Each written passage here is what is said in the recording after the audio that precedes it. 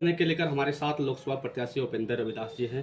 Sir, सबसे पहले हमारे जम्मू में आपका स्वागत है जी धन्यवाद। और कहना चाहते हैं कि आप जम्मू आए हैं तो किस पर्पस को लेकर आए हैं? क्या चुनाव को लेकर आए हैं या कुछ निजी मामले को लेकर आए हैं? मैं जमुई लोकसभा का उम्मीदवारी के तौर पे आया हूँ जी। और जनता के बीच जाऊँगा। मैं निर्दलीय के लिए नॉमिनेशन कर रहा हूँ। सोमवार को 25 तारीख को हमारा नॉमिनेशन है और आज ही मैं जमुई आया हूँ क्योंकि मैं अपेक्षा पटना में कर रहा था, किसी दल से मैं चुनाव लड़ूंगा, लेकिन महागठबंधन में सारे दल जाने के कारण हमें ऐसा कोई चांस नहीं मिला, जिस लेकर के हम निर्दलीय से चुनाव लड़ने के लिए जनता के बीच आया हूँ। आपका मोटो क्या रहेगा चुनाव को लेकर? क्या यहाँ का मोटो एक ही है, सबसे पहला बेरोजगारी। जमुई में सबसे बड़ा जड़ है बेरोजगारी। बेरोजगारी की यहाँ पे इतने सारे जड़ है जो जमुई से पलायन होते हैं, अन्य प्रदेशों में जाते हैं, वहाँ उनकी बहुत सारी कठिनाई होता है। प्रदेशवासियों इतना परेशान होते हैं, कभी गुजरात में मार खाता है, कभी महाराष्ट्र में मार खाता है, कभी तमिलनाडु में मार खाता है, दौड़ा दौड़ा के लोग को पीटा जाता है, जो हमें देखकर बहुत ही घृणा महसूस हुआ और जिसके लिए हम ये चाहते हैं जो किसी दिन हमारे जमुई में एक अच्छा उद्यमी लगाया जाएगा और यहाँ पे जमुई की निवासियों के लिए से कुछ रोजगार का व्यवस्था करेंगे। जम्मू में जो 10 साल कार्यकाल रहा चिराग पासवान को लेकर, उस कार्यकाल में दलित समाज को लेकर क्या कुछ देखते हैं? विकास क्या कुछ हुआ? कुछ जानकारी है आपको? देखिए, वो तो वाहवाही लूट रहा है, एनडीए के बल पे चुनाव जीता है, उनकी व्यक्तिगत कुछ भी यहाँ पे ना वोट है ना कोई विचारधारा है। अगर आज के दिन में जो हनुमान बन के घूम रहा है, बस वो हनुमान के ही बन के वोट लिया है। बाकी मोदी जी के नाम पे उनको वोट मिला है, उनकी व्यक्तिगत छवि पे कुछ नहीं मिला है। वह लोग का तो नाम लेना भी दुर्भाग्य की बात होता है, जो हम नाम भी नहीं लेना चाहते हैं। जनता नाखुश है यहाँ पे। हालांकि अभी सभी पार्टी जो है टिकट यहाँ पे तय नहीं किए हैं, लेकिन एक प्रत्याशी आए हैं आरजेडी से, अर्चना रविदास। उनका कहना है कि इस बार जो है घर की बेटी, तो घर की बेटी जब हो सकते हैं तो घर का बेटा क्यों नहीं? क्या करना चाहिए? सर, मैं आपसे भी निवेदन कहूँगा जो उनको अर्चना रविदास नहीं बोला जाए, क्योंकि अच्छा। वह अर्चना यादव है। वो आज के डेट में हमारे समाज का नहीं रह गया है। वह शादी करके अन्य जाति के साथ प्रवेश हो चुका है। क्या वो अपने लड़का लड़की का नाम रविदास में शादी करेगा? कभी नहीं करेगा। क्या मुकेश यादव अपने नाम के पीछे रविदास लगाएगा? कभी नहीं लगाएगा। और तेजस्वी यादव और लालू जी ने जो उनको टिकट दिया है, केवल यादव के नाम पे टिकट दिया, ना कि कोई दलित का चेहरा के नाम पे टिकट दिया है, क्योंकि आरक्षित सीट पे कब्जा करने के लिए यह काम किया गया है और जिसका मैं बहुत ही निंदनीय हूँ, क्योंकि ऐसे आदमी का जो चुनाव दिया जाए हमारे समाज में सर झुकाने वाली बात हो रहा है। एक समय था जो गुंडागर्दी से शादी किया जाता है, केस मुकदमा होता है और उनको प्रत्याशी बन करके उनको उतारा जाता है।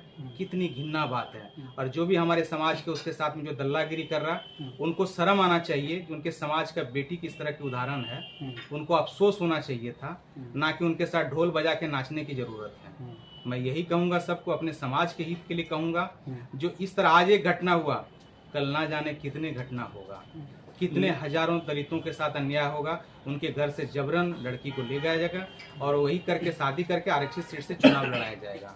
ये अच्छा, आज कह रहे हैं ये कि मैं जमुई की बेटी हूँ, जमुई के विकास के लिए आई हूँ, लेकिन 15 वर्षों से लगातार जमुई में तो ये दिखी नहीं है और 15 वर्षों से आपके द्वारा लगातार संघर्ष किया जा रहा है, चाहे चिराग पासवान को लेकर हो या अन्य समुदाय की जो बच्चियां हैं उसके साथ दुष्कर्म का मामला होता है या वंचित लोगों में होता है, पुलिस FIR दर्ज नहीं करती, लगातार आप संघर्ष कर रहे हैं, तो ऐसे में कैसे देखते हैं आप? सर, मैं यही कहना चाहता हूँ, ज़्यादा दूर की बात नहीं है। ये जब से जमुई में चुनाव के लिए वोट के लिए से दौड़ रहा है, उसके बीच में यहाँ पे 2 घटना हुआ रविदास के घर में। 2 घटना नहीं, मेरे ख्याल से बहुत सारे घटना घटित हुआ है, लेकिन 2 घटना हाईलाइटेड था। एक था गढ़ी का, रविदास जी का ही घटना था। एक महिला को खुलेआम पुलिस जबरन घसीट के ले आता है, 1.5 महीने बच्चे को दूध पीता हुआ, तब यह रविदासपन वहाँ पे क्यों नहीं जाके दिखाया? वहाँ तो रविदास इनका नहीं दिखाई दिया। हड़ियाडी में रात को पुलिस के द्वारा गाड़ी से कुचल दिया जाता, उसकी हत्या कर दिया जाता, वहाँ पे दलित का वेश क्यों नहीं दिखाया जाके? वहाँ इनका रविदास नहीं चला। उनके साथ में जो दल्ले लोग भी घूमते उनको भी उसमें आरोपी बनाया गया है, वो भी तो नहीं दिखता है।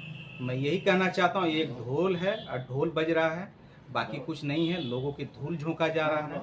यह तो ये भेष हो गया जो जबरन किसी से शादी करो और बाद में उसको आरक्षित सीट पे चुनाव लड़ा दो। कितने गंभीर विषय हैं यह। आज के दिन में देखा जाए, जिस तरह जो 90 के दशक में जो आरजेडी सरकार में जो गुंडागर्दी जो हुआ करता था, कहाँ गोली मार दे रहा, कहाँ उठा के ले जाया जा रहा, बस वही समस्या आने वाला है और मेरे बहुत नजदीक देखने को मिल रहा है जो फिर से गुंडागर्दी यहाँ पे चालू हो जाएगा। ऐसे में तो बाबा साहब का संविधान का भी खिलवाड़ किया जा रहा है। आरक्षण का खुलेआम खिलवाड़ किया गया है। ऐसे लोग को बीच चौराहे पे जूते से पीटना चाहिए, क्योंकि यह आरक्षण के लायक नहीं है।